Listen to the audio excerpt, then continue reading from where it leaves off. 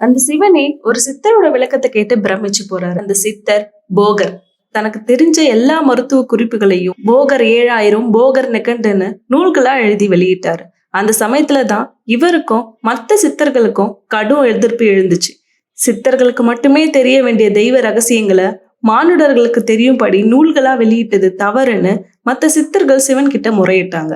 சிவபெருமானும் போகரை அழைச்சி அவர் எழுதிய தவ குறிப்புகளையும் அதற்கான காரணங்களையும் கேட்டாரு. அதற்கு போகர், ஒரு உயிர் ஏன் மனிதனா பிறப்பெடுக்குது, அதுக்கு எந்த அடிப்படையில ஏழையின் வயிற்றுலையும் பணக்கார வயிற்றுலையும் பிறக்குது, இறப்புக்கு பிறகு கொண்டு செல்ல எதுவுமே இல்லைன்னு தெரிஞ்சும் மனிதன் ஏன் ஆசையின் பிடியில சிக்கி தவிக்கிறான், எவ்வளவு முயற்சி செஞ்சாலும் அந்த மனிதனால ஏன் மரணத்தை வெல்ல முடியல, அதனாலதான் இனிமே யாருமே பிணியால துன்பப்படக்கூடாதுன்னு குறிப்புகளை நூல்களா படைச்சேன்னு சொன்னாரு. அவர் சொன்ன விளக்கத்தை கேட்ட சிவன் அவரோட அறிவையும் நோக்கத்தையும் பார்த்து மிரண்டு போறாரு.